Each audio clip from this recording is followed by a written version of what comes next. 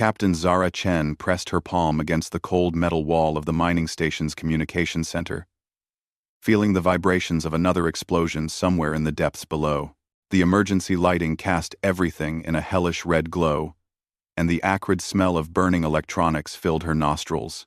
Through the reinforced windows, she could see the sleek silver ships of the Vorthen Collective maintaining their blockade around the asteroid mining facility. "How long do we have?" she asked without turning around. Engineer Rodriguez wiped sweat from his forehead, his hands shaking as he worked on the jury-rigged transmitter. "The main reactor's failing. Maybe 6 hours before we lose life support completely. The Vorthans hit our backup generators in the first wave." Zara finally turned to face the small group of survivors huddled in the communication center. 12 humans. All that remained of the 300 miners and support staff who had called this remote asteroid home. The Vorthans had been efficient. She had to give them that. Their surprise attack had crippled the station's defenses within minutes. "What about the distress beacon?" asked Dr. Sarah Kim, the station's chief medical officer. Blood stained her scrubs from treating the wounded, though they had lost most of the injured when the medical bay took a direct hit. Rodriguez shook his head grimly. "The Vorthans are jamming everything. I can't punch through their interference with our standard equipment. We're invisible to the galaxy."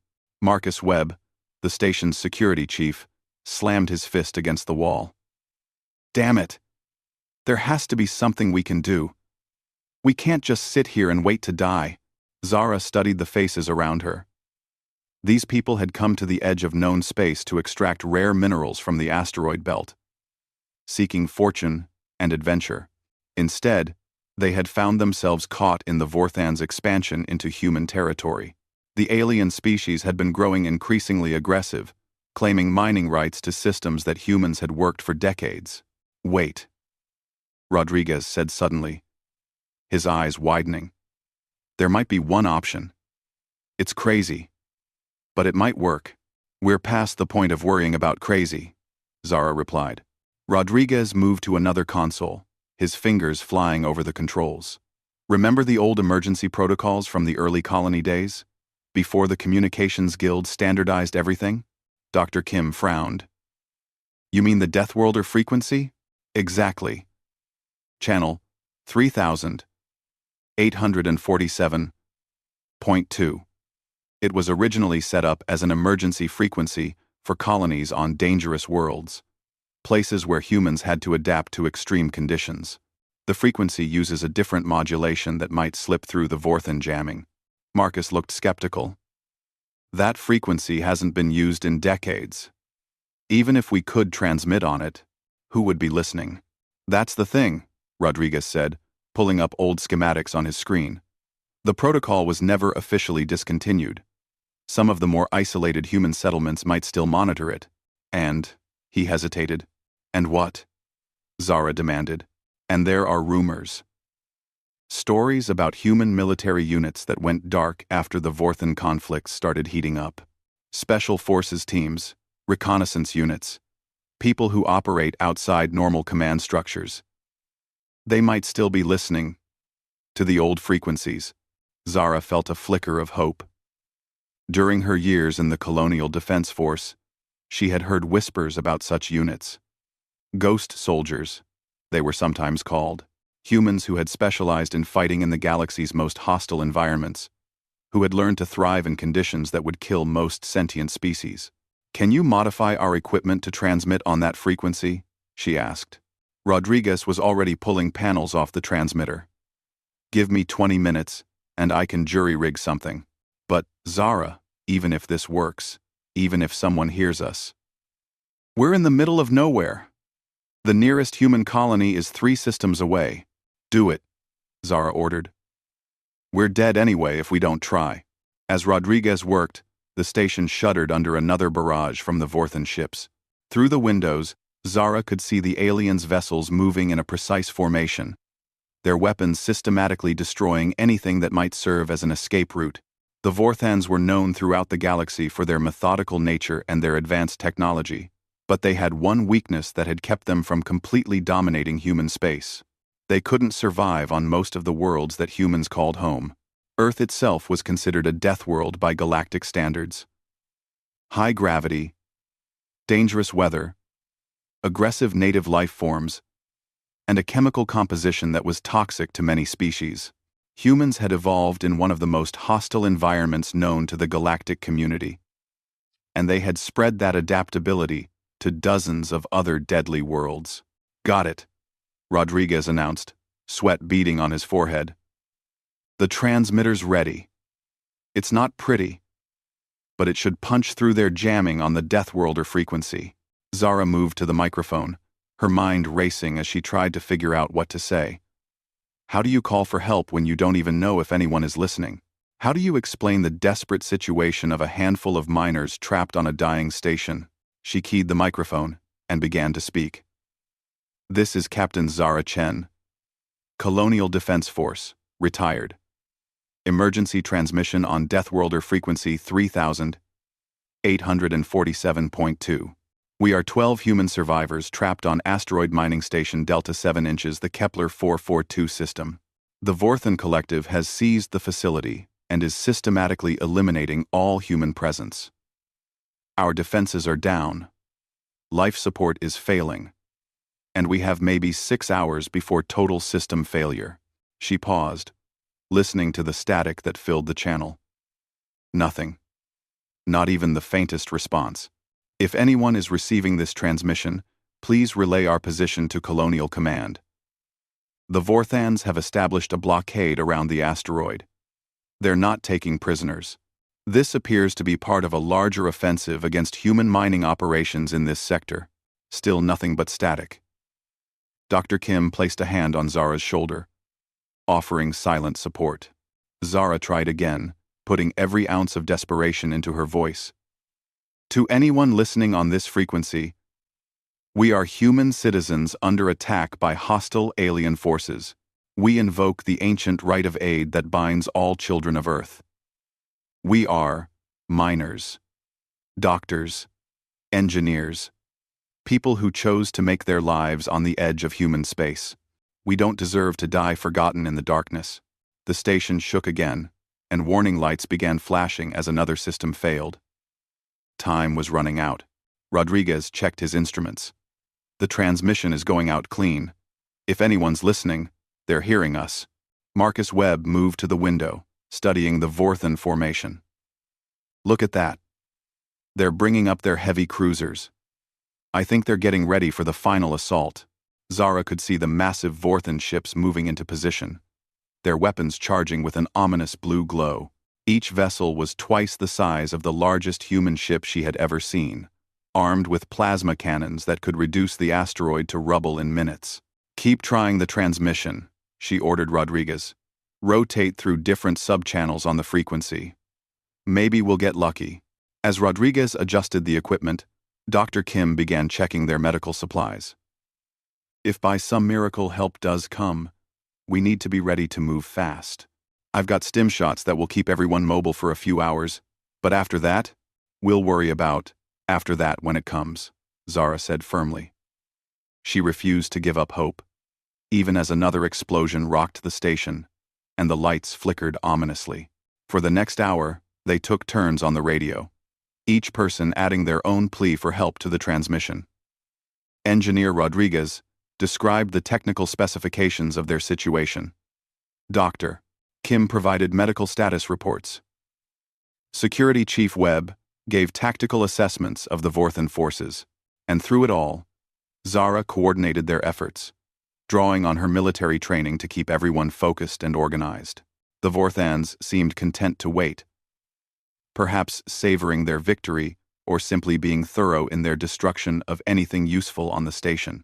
Their ships maintained their formation, weapons trained on the asteroid, ready to finish their work at any moment. "Wait," Rodriguez said suddenly, adjusting the receiver. "I'm getting something. Faint, but it's definitely a signal." Everyone crowded around the communication equipment as Rodriguez fine-tuned the reception. Through the static, they could hear a voice, distorted but unmistakably human. "Mining Station Delta 7. This is Reaper Squadron. We copy your transmission. Maintain your position and keep this channel open. Help is coming. Zara felt her heart skip a beat. Reaper Squadron? I've never heard of any unit with that designation. The voice came again, clearer now as Rodriguez locked onto the signal. Delta 7. Be advised that response time to your position will be approximately 4 hours. Can you maintain life support for that duration? Rodriguez checked his instruments and shook his head grimly. Negative, Reaper Squadron. We've got maybe 2 hours of power left, and the Vorthans look like they're preparing for a final assault. There was a pause before the response came. Understood, Delta 7. We're accelerating our approach. Recommend you find whatever cover you can and prepare for extreme defensive measures. Reaper Squadron out. The transmission ended, leaving them with more questions than answers. Who was Reaper Squadron? How could they possibly reach the station in time? And what did they mean by extreme defensive measures? At least we know someone heard us, Dr. Kim said, trying to sound optimistic. Marcus Webb wasn't convinced. One squadron? Even if they're the best pilots in human space, what can they do against a Vorthan fleet? Zara studied the alien ships through the window. Webb was right to be skeptical. The Vorthans had enough firepower to reduce any human squadron to scrap metal in minutes, but something about that transmission bothered her. The voice had been calm, professional, almost as if the speaker was used to impossible odds. Rodriguez, can you get any information about this Reaper Squadron? Check the Colonial Defense databases, see if there are any records. Rodriguez worked his magic on the computer systems, his fingers flying over the controls even as the station continued to deteriorate around them. After several minutes, he looked up with a puzzled expression. That's strange. I'm finding references to Reaper Squadron in some very old, highly classified files. But according to the records, the unit was disbanded 15 years ago, after a mission that went wrong in Vorthan space. What kind of mission? Zara asked. The files are heavily redacted, but it looks like they were some kind of deep reconnaissance unit. Special forces trained for operations on death worlds and behind enemy lines. The mission report mentions something about acceptable losses and strategic withdrawal. But the details are classified above my clearance level. No, a chill ran down Zara's spine. A ghost squadron. Just as she had suspected. But if Reaper Squadron had been disbanded 15 years ago, who was coming to help them? The station shuddered again. And this time, the lights went out completely. Emergency power kicked in a few seconds later, but Zara could tell they were running on fumes, whatever Reaper Squadron was planning. They would need to hurry. All stations, this is Vorthan Command Vessel Domination. A harsh, translated voice crackled over the station's communication system. You have 60 of your minutes to surrender all remaining humans for processing. After that time, we will begin final sterilization of the facility. Zara grabbed the microphone. This is Captain Chen. What do you mean by processing? Human specimens will be transported to research facilities for study.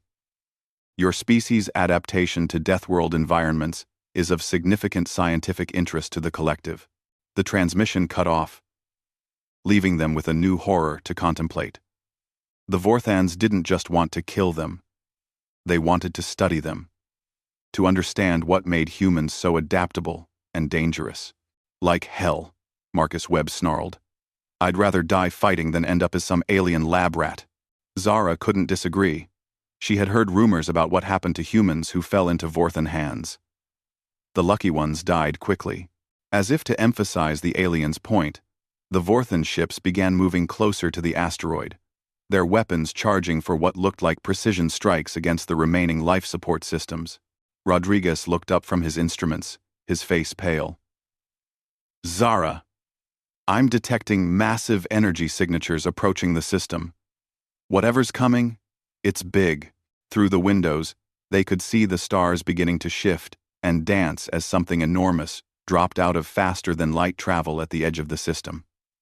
Then another signature appeared. And another. Jesus Christ, Marcus Webb breathed. The answer became clear as proximity alarms began screaming throughout the station. On the sensor displays, dozens of contacts appeared, moving toward the asteroid at tremendous speed. But these weren't the sleek, elegant vessels of the Vorthan Collective. These ships were brutal, angular things that looked like they had been built for war in the harshest environments imaginable. Some appeared to be heavily modified civilian vessels, bristling with weapons that had been welded onto their hulls. Others were clearly purpose-built warships, painted in dark colors that seemed to absorb light. Mining Station Delta 7. This is Admiral Sarah Voss aboard the battleship Retribution. A new voice crackled over the radio. Reaper Squadron sends its regards.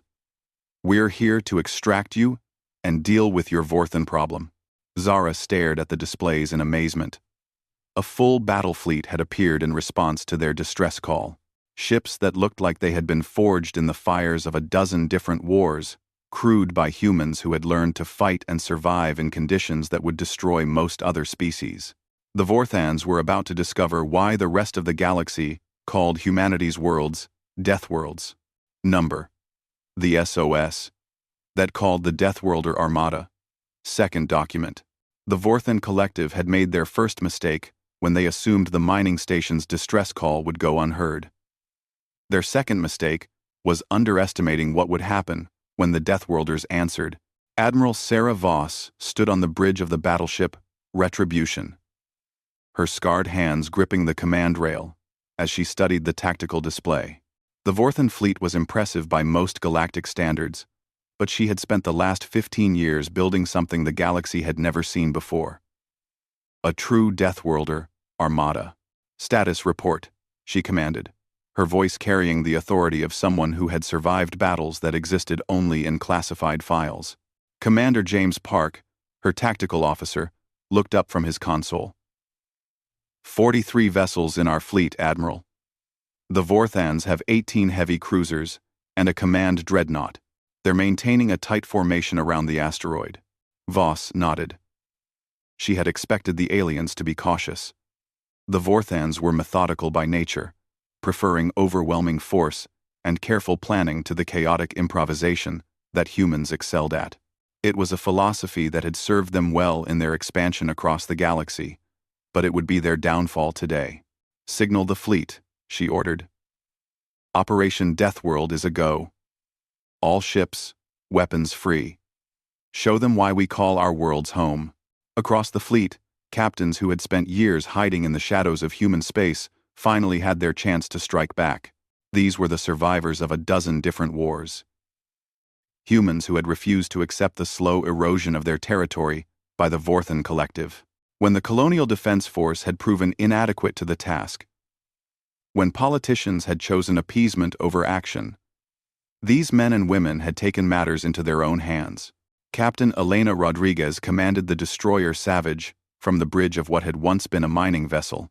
Over the years, she had stripped out the cargo holds and replaced them with weapons that could punch through Vorthan shields. Her crew was a mix of former military personnel and miners who had lost everything to alien raids. Savage to all ships, she broadcast on the tactical frequency. Remember what they did to Kepler Colony. Remember Proxima Station. Today, we make them pay. The response was immediate. Across the fleet, weapons systems came online, and the ships began to spread out into the attack formation they had practiced in secret for years. This wasn't the neat, organized approach that the Colonial Defense Force would have used. This was something primal and deadly. The tactics of predators who had evolved on a world that killed the weak. Back on the mining station, Zara and her survivors watched in amazement as the human fleet deployed. The ships moved with a fluid grace that spoke of crews who trusted each other absolutely, who had fought together in conditions where a single mistake meant death. I can't believe it, Dr. Kim whispered. They actually came. Rodriguez was frantically working his instruments, trying to get a better read on the approaching fleet. These ships, some of them aren't even in the Colonial Defense Registry. It's like they appeared out of nowhere. Marcus Webb studied the tactical display with a professional eye. Look at their formation. They're not following standard engagement protocols. They're hunting. None. None. None. None. He was right. The human ships weren't approaching in the orderly battle lines that most species preferred. Instead, they were spreading out like a pack of wolves, using the asteroid field to mask their approach. Some ships disappeared entirely from sensors, using stealth technology that shouldn't have existed. On the Vorthan command ship Domination, Fleet Commander Zixvar watched the approaching human vessels with growing concern. His tactical computers were having difficulty tracking all the contacts, and their movement patterns defied conventional military doctrine. Analysis, he demanded of his subordinates. Sub-Commander Krelon studied the data feeds. The human vessels appear to be a mix of military and civilian designs, heavily modified with non-standard weapon systems. Many are broadcasting false identification signals, making accurate targeting difficult. Zixvar's 4 eyes narrowed. How many vessels in total? Uncertain, Fleet Commander. Our sensors detect between 30 and 50 contacts, but the numbers keep changing. Some ships appear to be using some form of adaptive camouflage. That was impossible, Zixvar thought. The humans possessed no technology that could match Vorthan's sensor arrays. Yet the evidence was there on his screens, ships that appeared and disappeared like ghosts in the darkness. Signal the fleet, he ordered. All vessels, prepare for combat. We will destroy these pathetic human raiders and complete our mission. But even as he gave the order, Zixvar felt a flicker of uncertainty. These humans were not behaving like the Colonial Defense Force vessels his fleet had encountered before. There was something different about them, something that made his combat instincts whisper warnings. The first shots came not from the Vorthan fleet, but from the humans. A destroyer that had been invisible on sensors suddenly appeared directly above the Vorthan formation, its weapons already firing. The ship's hull was scarred and blackened, painted in colors that seemed to absorb sensor sweeps. Captain Marcus Singh had named his ship Vengeance for good reason. 3 years ago, the Vorthans had destroyed his colony, killing his family along with 10,000 other humans. Since then, he had dedicated his life to making the aliens pay for their crimes. All weapons, concentrated fire on their command vessel, he ordered his crew. Make them feel it. Vengeance's weapons were unlike anything in the standard colonial defense arsenal. Singh had spent years trading with smugglers and black market dealers, acquiring technologies that existed in the gray areas of galactic law. His ship's main guns fired rounds that could phase through normal shields, while his missile systems launched warheads that adapted to enemy countermeasures. The Vorthan command ship shuddered under the unexpected assault, its shields flaring as exotic energies tore at its hull. But Zixvar's vessel was a dreadnought, built to withstand the weapons of a dozen species. It weathered the attack and began to turn its own massive guns toward the human destroyer. That was when the rest of the fleet struck. From every direction, human vessels emerged from the asteroid field, like predators bursting from cover. They moved with the coordination of a pack that had hunted together for years, each ship knowing exactly where its companions would be and what they would do. The Vorthans found themselves fighting an enemy that refused to follow the rules of civilized warfare. Human ships used the asteroids as cover, ducking behind rocky masses and emerging from unexpected angles. When their shields failed, they kept fighting. When their weapons were destroyed, they rammed enemy vessels with the desperation of cornered animals. Admiral Voss watched the battle unfold from the Bridge of Retribution, her experienced eye tracking the flow of combat. The Vorthans were good, she had to admit. Their ships were well armed and their crews disciplined. But they had made one critical error. They had chosen to fight humanity on humanity's terms. Signal the mining station, she ordered. Tell them to prepare for emergency evacuation. This is going to get messy. On the asteroid, Zara and her team watched the battle rage around them. Explosions lit up space like deadly fireworks as human and Vorthan vessels exchanged fire at point-blank range. The sheer ferocity of the combat was unlike anything she had seen during her military service. Look at that, Marcus Webb said, pointing to a section of space where 3 human ships were coordinating an attack on a Vorthan heavy cruiser. They're not just fighting, they're hunting. He was right. The human vessels moved like predators. using their superior maneuverability to stay out of the aliens' firing arcs while concentrating their own weapons on vulnerable spots. When one ship was damaged, the others would cover its retreat while maintaining the attack. But the Vorthans were adapting.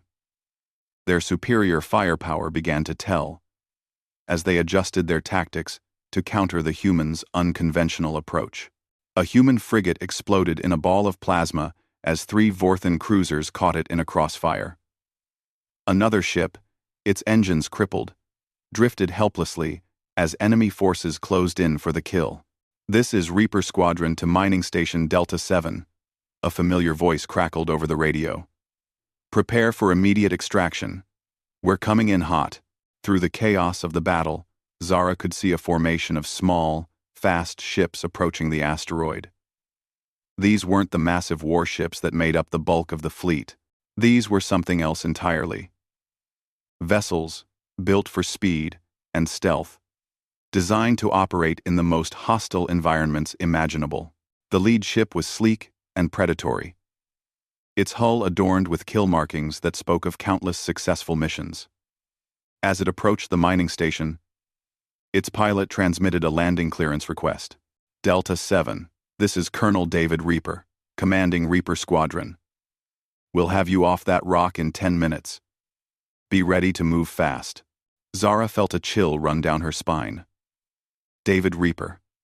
She knew that name from her military academy days, though she had thought it was just a legend. Reaper was supposed to be the greatest special forces operator humanity had ever produced. A man who had single-handedly turned the tide in a dozen different conflicts. But according to official records, he had died years ago in a classified mission behind enemy lines. As she watched, Reaper's ship docked with the mining station's emergency airlock.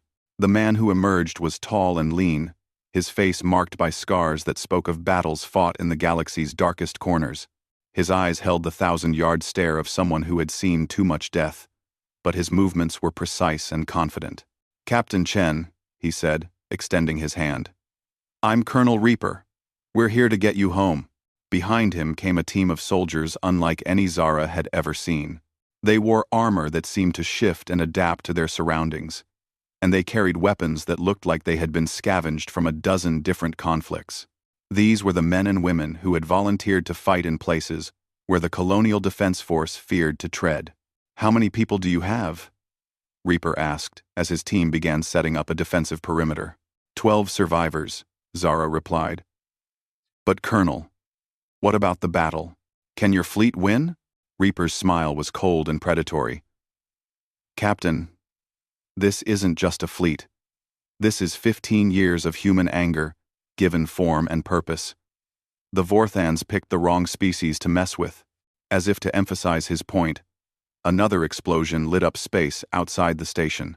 A Vorthan cruiser had just been torn apart by what looked like a converted cargo hauler, its hull bristling with weapons that violated a dozen different galactic treaties. "Move," Reaper ordered. "We've got maybe 5 minutes before this whole sector turns into a shooting gallery." As they moved toward the evacuation ships, Dr. Kim grabbed Reaper's arm. "Colonel, there are wounded. People who can't move without medical support." Reaper's expression softened slightly. "Doc, we didn't come this far to leave anyone behind. My people specialize in impossible extractions." True to his word, Reaper's team moved with the efficiency of a well-oiled machine. Within minutes, all 12 survivors were aboard the evacuation ships, medical equipment and supplies secured for the journey. As they lifted off from the asteroid, Zara got her first close look at the battle raging around them. The human fleet had spread out across several cubic kilometers of space, using every asteroid and piece of debris as cover. The Vorthans, despite their superior firepower, were struggling to bring their weapons to bear against an enemy that refused to stand still and fight. "Admiral Voss to Reaper Squadron," came a transmission over the tactical frequency. "Package secured?" "Affirmative, Admiral," Reaper replied. "All survivors aboard and ready for departure." "Good. All ships, initiate Phase 2. Show them what happens when you threaten human civilians." Zara didn't understand what Phase 2 meant until she saw it happen. Across the human fleet, ships that had been fighting defensively suddenly went on the attack with a ferocity that defied belief. It was as if they had been holding back, testing the Vorthan defenses, and now they were ready to show their true capabilities. A ship that Zara had thought was a simple cargo hauler suddenly unfolded like a deadly flower, revealing weapons batteries that had been hidden within its hull. Another vessel, which had appeared to be crippled and drifting, suddenly roared back to life and rammed a Vorthan cruiser at full speed. But the most shocking transformation was Admiral Voss's flagship. Retribution had been hanging back from the main battle, apparently providing command and control. Now it surged forward, and Zara could see why the Vorthans had underestimated it.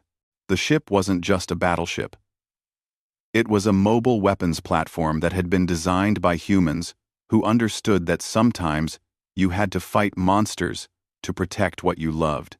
Its main guns fired rounds that seemed to bend space itself, while its secondary weapons launched swarms of self-guiding projectiles that hunted enemy vessels like living things. "My God," Rodriguez breathed, as they watched Retribution tear through the Vorthan formation. "That ship, it's not supposed to exist." Colonel Reaper overheard him and chuckled grimly. "Son, none of us are supposed to exist. The galaxy decided that humans were too dangerous to be allowed to reach their full potential. So we disappeared into the shadows and became something the galaxy had never seen before." Through the viewports of the evacuation ship, they could see the battle reaching its climax. The Vorthan fleet, which had seemed invincible just an hour before, was being systematically destroyed by an enemy that fought with the desperation of cornered animals and the skill of apex predators. Fleet Commander Zixvar watched his tactical display with growing horror as ship after ship reported critical damage or went silent entirely. The humans were using tactics and weapons that violated every assumption his people had made about their capabilities. "Fleet Commander, Sub-Commander," Krelon reported, his voice tight with fear. "We've lost 12 vessels, and the remainder are heavily damaged. The human fleet shows minimal losses. How is that possible?" Zixvar demanded. "Our ships are superior in every measure." "I don't know, sir. Their weapons seem to be specifically designed to counter our defenses. And their tactics. They fight like no species we've ever encountered." Zixvar stared at the display, watching as another of his cruisers exploded under concentrated human fire.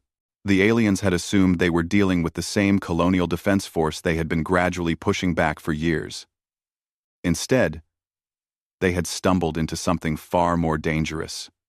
Humanity unleashed. "Signal retreat," he ordered reluctantly. "We cannot hold this position."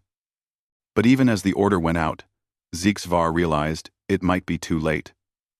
The humans had positioned their ships to cut off escape routes, and they showed no signs of allowing the Vorthan fleet to withdraw intact. The Deathworlders had come to hunt, and they wouldn't be satisfied with anything less than total victory. The SOS, that called the Deathworlder, Armada, third document. The retreat order came too late. Admiral Sarah Voss had positioned her fleet with the patience of a predator that had learned to hunt in the deep void between stars. Every escape route was covered, every possible avenue of withdrawal blocked by ships that had been built for one purpose: to make the galaxy's bullies pay for their crimes. Fleet Commander Zixvar's command dreadnought shuddered under repeated impacts as human vessels closed in from all sides. The ship's mighty shields, designed to withstand the weapons of conventional fleets, were failing under the assault of weapons that seemed to ignore the laws of physics as the collective understood them. "Fleet Commander," his tactical officer reported, his voice tight with barely controlled panic. "The human vessels are using some form of adaptive weaponry. Each time our shields deflect their fire, the next salvo penetrates more deeply." Zixvar watched his fleet die around him and finally understood what his people had awakened. These humans weren't the cautious, diplomatic species that the Vorthan collective had been gradually pushing out of disputed systems. These were something else entirely. Warriors who had evolved on a world so hostile that it had forged them into the galaxy's most dangerous predators. "How many ships have we lost?" he asked, though he dreaded the answer. 15 destroyed, sir." The remainder are heavily damaged and requesting permission to withdraw. Through the viewports of his bridge, Zixvar could see the human flagship approaching. The battleship Retribution moved through space like a living thing, its weapons tracking multiple targets, while its hull absorbed return fire that would have crippled any other vessel. The ship's design was unlike anything in the Collective's databases. Brutal, angular lines that spoke of form, following, function, in the harshest possible environment. On Retribution's bridge, Admiral Voss studied the tactical display with the satisfaction of someone who had waited 15 years for this moment. The Vorthan fleet was broken, its neat formations shattered by an enemy that refused to fight by their rules. "Admiral," Commander Park reported, "the Vorthan command vessel is requesting to surrender." Voss almost smiled. The Vorthans were a proud species, not given to surrender even when faced with impossible odds. The fact that their fleet commander was willing to yield spoke volumes about how thoroughly her people had broken them. "Put him through," she ordered. The main display flickered to life, showing the alien commander's four-eyed face twisted with frustration and fear. When he spoke, the universal translator rendered his words in clipped, formal tones. "Admiral Voss, I am Fleet Commander Zixvar of the Vorthan Collective. I request terms for the surrender of my remaining vessels." Voss studied the alien for a long moment before responding. "Commander, your people made a mistake when you attacked that mining station.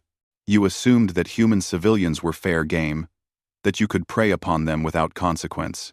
We acted within the parameters of interstellar law," Zixvar protested. "The disputed system belongs to the Collective by right of superior force." "Superior force?" Voss's voice carried the cold menace of someone who had seen too many friends die in alien raids.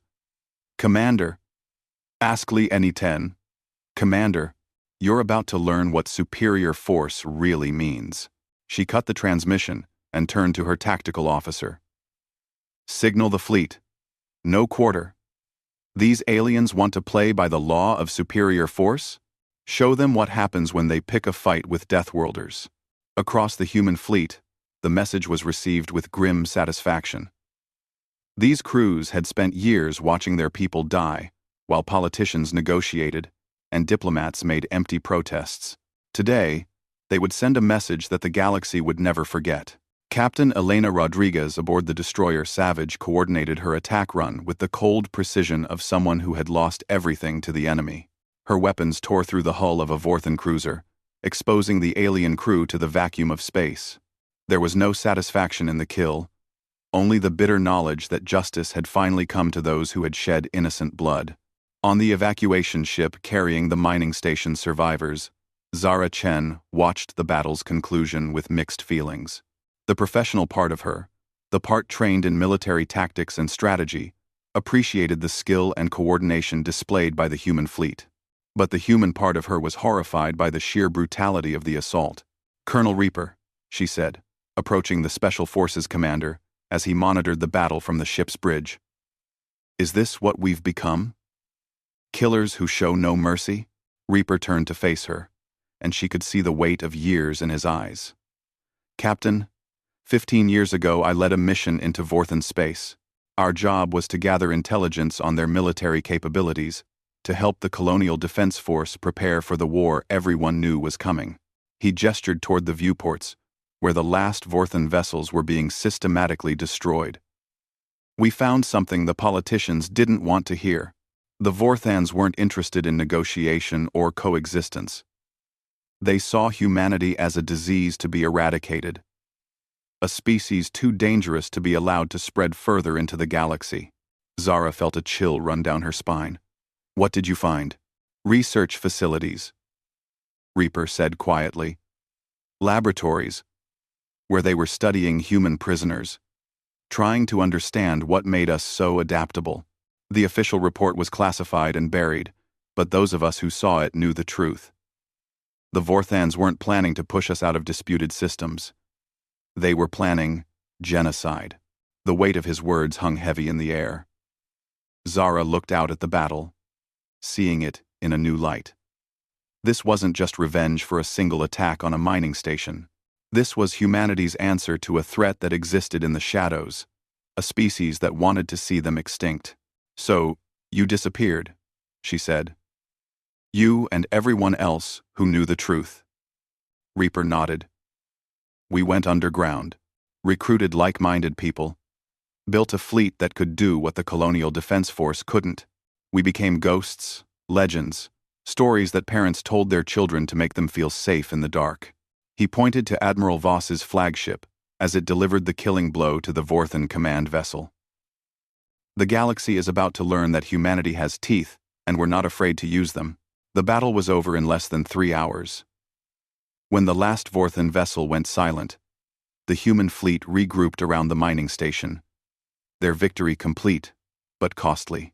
7 human ships had been lost, their crews dying as heroes in a war that most of the galaxy didn't even know was being fought. Admiral Voss addressed the fleet over the General Communications channel, her voice carrying to every ship and every survivor. "Today, we sent a message that will echo across the galaxy. Humanity is not prey. We are not victims. We are the children of Earth, the inheritors of a world that tried to kill us and made us stronger instead." She paused, letting her words sink in. "But this is just the beginning. The Vorthans will regroup. They'll bring more ships, more weapons. They'll try to paint us as terrorists and murderers. And maybe they're right. Maybe we've become something dark and terrible." Through the speakers came the sound of weapons powering down, of ships beginning the long journey home to bases that didn't officially exist. "But we're still human. We still protect our own. And as long as there are people like those miners we saved today, people willing to risk everything to build a life among the stars, we'll be here watching." The transmission ended, leaving the fleet to disperse into the darkness from which it had emerged. Some ships would return to hidden bases in the outer systems. Others would disappear into the trading networks that connected human settlements, their crews ready to respond the next time the Deathworlder frequency carried a cry for help. Colonel Reaper's evacuation ship docked with a medical transport that had appeared from nowhere, its crew ready to provide treatment for the mining station survivors. As the injured were transferred to proper medical facilities, Zara found herself standing beside the Special Forces commander one last time. "What happens now?" she asked. "Will we see you again?" Reaper adjusted his weapon harness, preparing to return to whatever shadow war he had been fighting. "Captain, you've seen something today that officially doesn't exist. A fleet that appears in no registry, commanded by people who are supposed to be dead." He handed her a small device that looked like a standard communicator but felt heavier somehow. "If you ever find yourself in a situation where the Colonial Defense Force can't help, if you ever need someone who's willing to do what needs to be done regardless of the cost, use this. But remember, once you call us, there's no going back. We're not heroes, Captain. We're just humans who've learned to be monsters when we have to." With that, he was gone, disappearing back into the maze of ships and shadows that had produced him. The medical transport carrying the survivors began its journey toward the nearest human colony, while behind them, the asteroid field drifted silent and empty, marked only by the debris of an alien fleet that had learned too late why the galaxy feared the Deathworlders. 3 days later, the incident was reported in the galactic news networks as a minor skirmish between human raiders and Vorthan security forces. The Colonial Defense Force issued a statement condemning the actions of rogue elements operating outside legal authority. Diplomatic protests were filed, committees were formed, and politicians made speeches about the need for peaceful resolution of conflicts. But in the hidden bases and secret shipyards where humanity's ghost fleet made its home, the reaction was different. New recruits arrived every day, volunteers who had heard whispered stories about what had happened at Mining Station Delta 7. Ships that had been thought lost years ago emerged from the dark between stars, their crews ready to join the Shadow War against those who would see humanity extinct. The galaxy's bullies had awakened something they didn't understand, a species that had clawed its way to sentience on a world that killed the weak, that had spread across the stars, not despite their violent nature but because of it. They had tried to prey upon what they saw as helpless civilians, and in response, they had called down an armada of Deathworlders who remembered what it meant to fight for survival. In the weeks that followed, Vorthan raids on human settlements began to meet unexpected resistance. Convoys that should have been easy targets found themselves facing warships that appeared from nowhere. Isolated colonies that should have fallen to superior numbers held out with weapons and tactics that violated every assumption the aliens had made about human capabilities. The Shadow War had begun, and humanity was no longer content to be the galaxy's victims.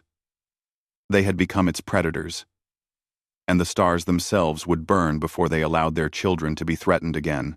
On a transport ship bound for a human colony 3 systems away, Zara Chen sat in the observation deck and watched the stars pass by. In her hand, she held the communicator that Colonel Reaper had given her, its weight a reminder of the choice she now faced. She could return to her normal life, accept a new posting with the Colonial Defense Force, and pretend that what she had witnessed was just another military engagement. Or she could accept the truth that the device represented. That sometimes, the only way to protect the innocent was to become something that the galaxy would fear. Dr. Kim joined her at the observation window, her own injuries healing slowly under the transport's medical facilities. "What are you thinking about?" Zara turned the communicator over in her hands, feeling its hidden weight. "I'm thinking about monsters," she said quietly, "and whether the galaxy has made us into something we never wanted to become." Kim nodded, understanding. They had all been changed by what they had experienced, marked by the knowledge that their survival had come at a terrible cost. "Maybe," she said. "But maybe that's what it takes to protect the people who can't protect themselves." Behind them, the stars wheeled in their ancient patterns, indifferent to the small dramas of the species that had learned to travel between them.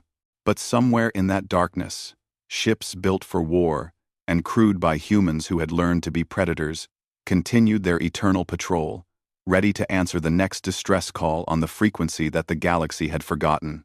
The Deathworlder armada had been born from desperation and forged in the fires of necessity. And as long as there were those who would prey upon the innocent, it would endure. A sword held in the darkness against all who would do humanity harm. The SOS that had called them forth had awakened something that the galaxy was only beginning to understand. Humanity unleashed. No longer bound by the conventions and limitations that had held them back. They had answered one call for help, but their work was far from over. In the vast emptiness between stars, the hunt continued.